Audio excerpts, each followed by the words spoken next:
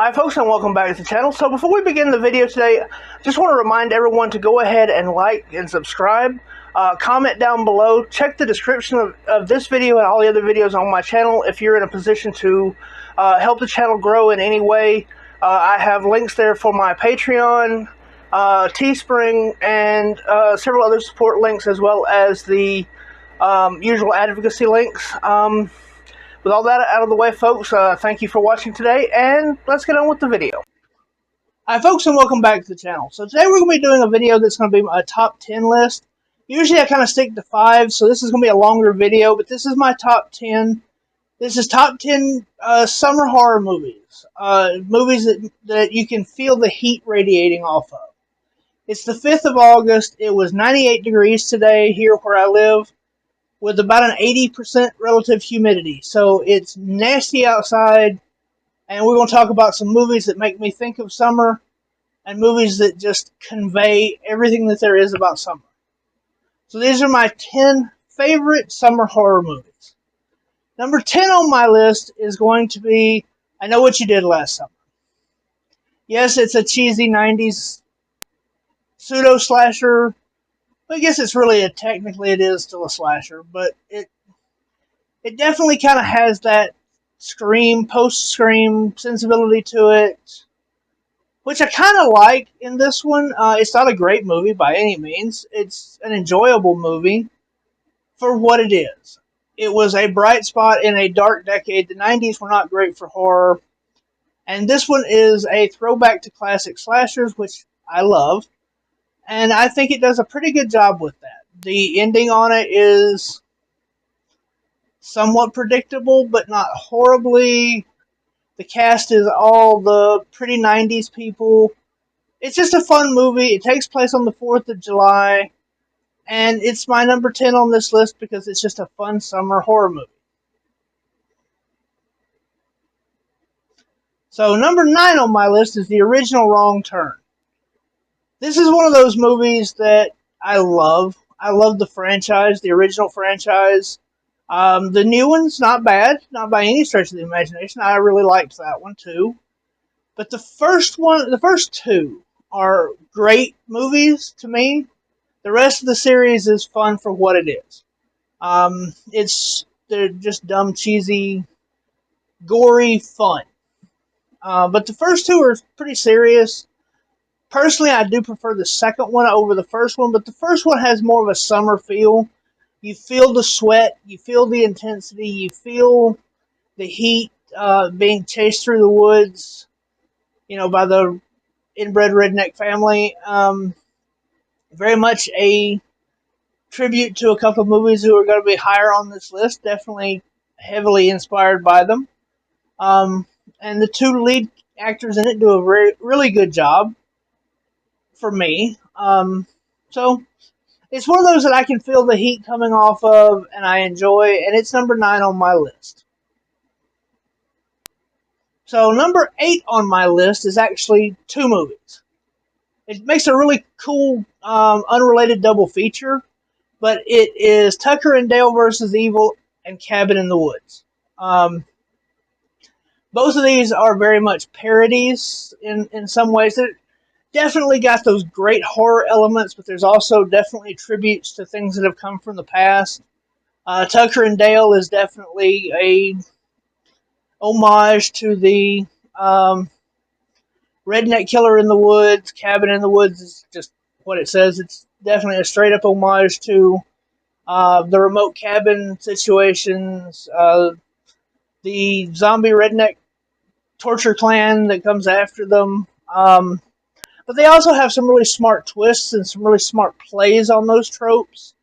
Both of them are quite enjoyable.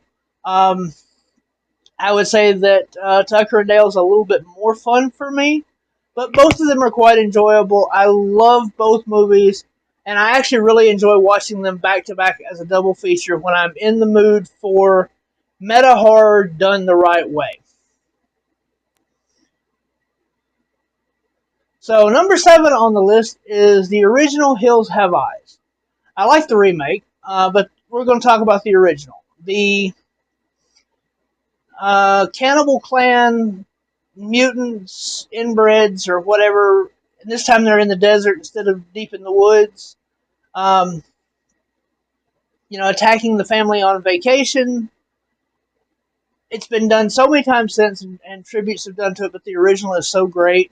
Michael Berryman is a unique face and a unique character in this movie, and it's a lot of fun. It's also very dark in places and very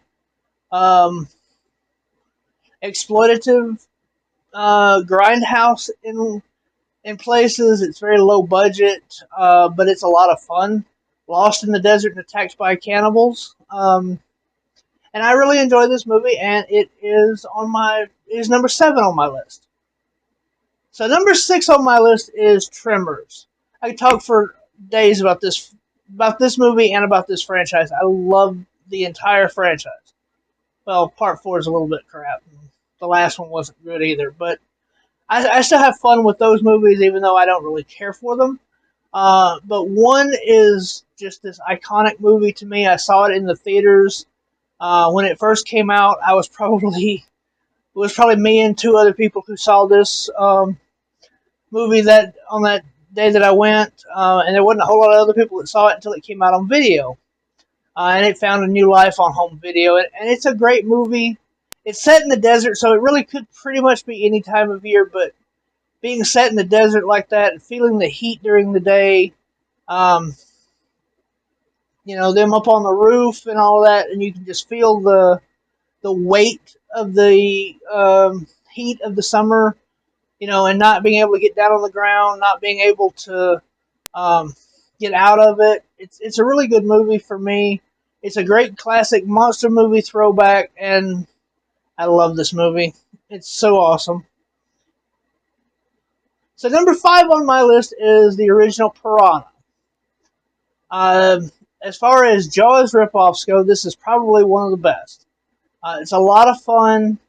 It's goofy. It's a creature feature in a way. It's when nature attacks in a way. And it's one of those. It's also kind of a chase movie because as the piranha are moving down the river, the heroes of the movie are chasing after them, working their way downstream and trying to get ahead of them. It's a great animals attack movie. It's a great movie of its era. Like I said, it is a Jaws ripoff, and it plainly, it wears that on its sleeve, but it does it in such a clever and fun way. The remake for this one is not bad either, actually. It plays up more of the camp silliness, which is, again, not bad either. But this one definitely has some tongue-in-cheek moments, and it's a lot of fun. Really enjoy this movie, and have since I was a kid and first saw it on TV. So number 4 on my list. Number 4 on my list is The Lost Boys. Classic 80s vampire. Definitely a product of its time. Definitely a product of Joel Schumacher.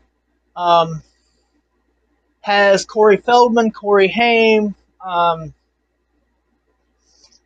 In it, the Frog Brothers are great. The city kids who are moving to a coastal town that's a little bit more laid back than what they're used to.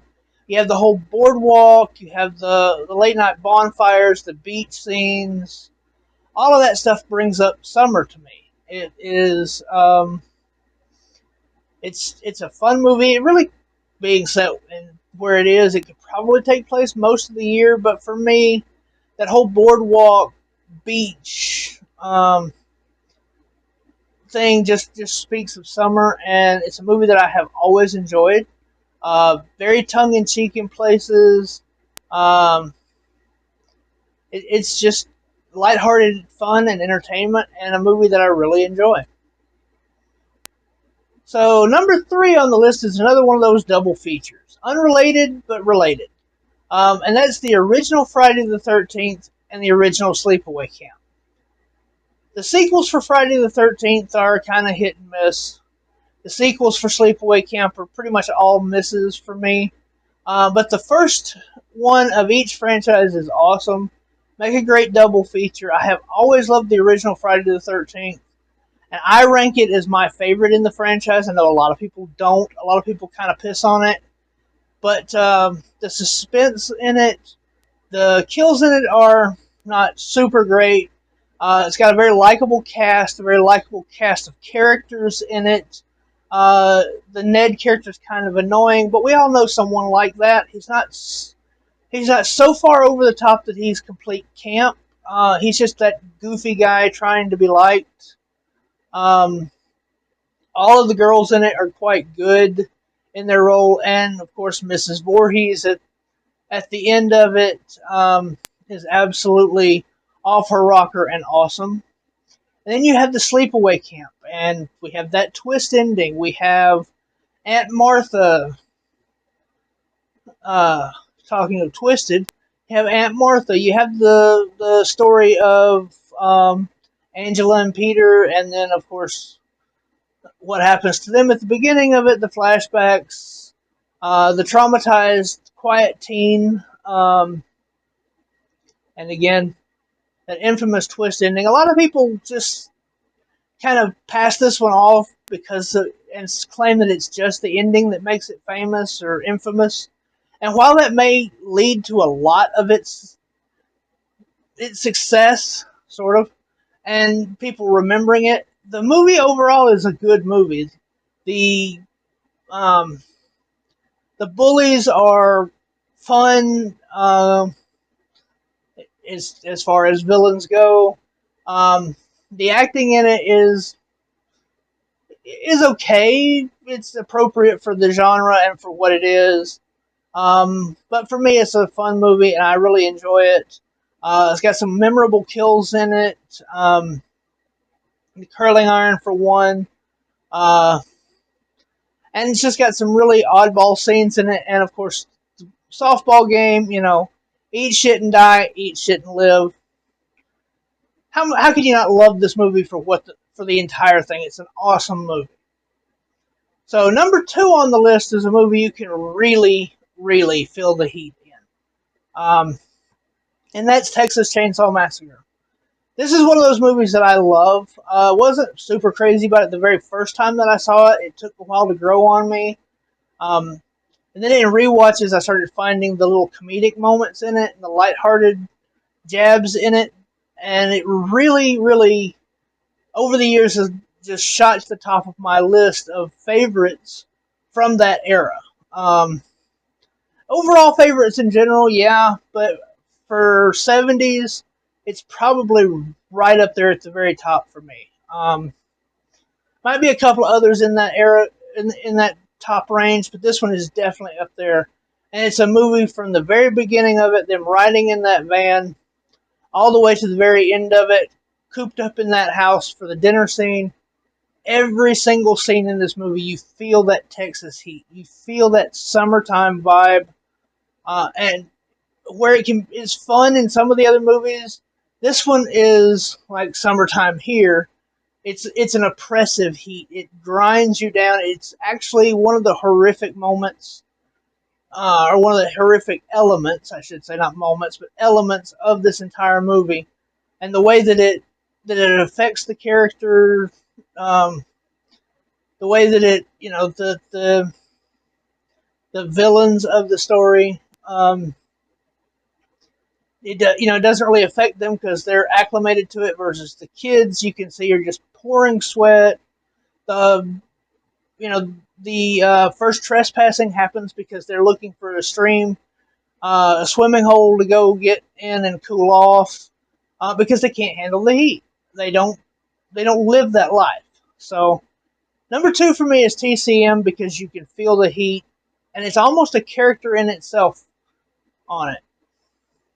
So before I get to number 1, which I'm sure you've already figured out because it's pretty much iconic, but I want to talk about an honorable mention. This is probably one of the best movies I have seen in the last 5 years, or to come out in the last 5 years.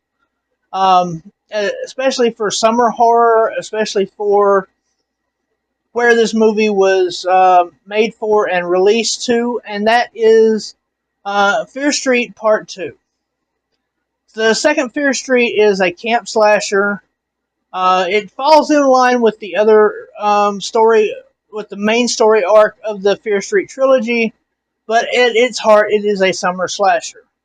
It's set in the 70s, and they take great pains to make you feel like it's taking place in the 70s. It feels like it was shot in the 80s and taking place in the 70s, which is what the aesthetic I think they were going for with it is, and they succeed 100%. This was my favorite of the trilogy, easily my favorite of the trilogy. I really like the way that it's told, and I really like the twist at the end. If you haven't seen this one, I'm not going to give that twist away. All the rest of these movies are 20, 30, 40 years old. So if you don't know the twist, that's your own problem. But this one, the twist at the end of it, I didn't see it coming exactly. I thought for sure the characters were set up to be who the characters were set up to be, and there wasn't, so I really enjoyed that. I really enjoyed the movie overall. And as far as summer horror movies go of the past 10 years, that's definitely my favorite. So yeah, number 1 on the list is Jaws. There is no more iconic summer movie. There's no more iconic beach horror movie. There are things that can bring those to mind. There are things on this list that are great summer movies. Again, I will always love and champion the original Friday the 13th. I will always love and champion the original TCM. But nothing says summer horror to me like the original blockbuster, the original summer blockbuster of Jaws. The 3 different types of character that you get with the main cast, the story of the USS Annapolis,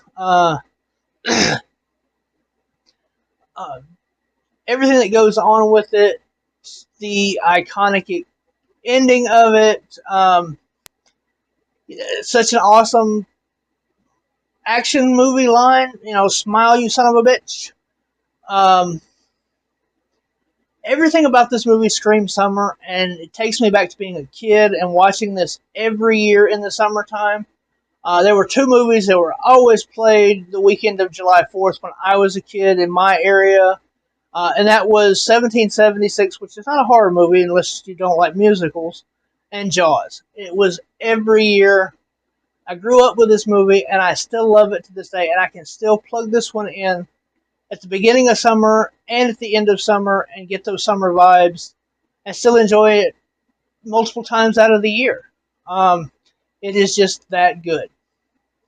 So there you go, guys. You have my list of my top 10 summer horror movies. So down in the comments below, why don't you give me your list, top 10, top 5, top 50, however many you want to put in. Don't forget to like, share, and subscribe. And as always, y'all be good, y'all be safe, and y'all have a good one.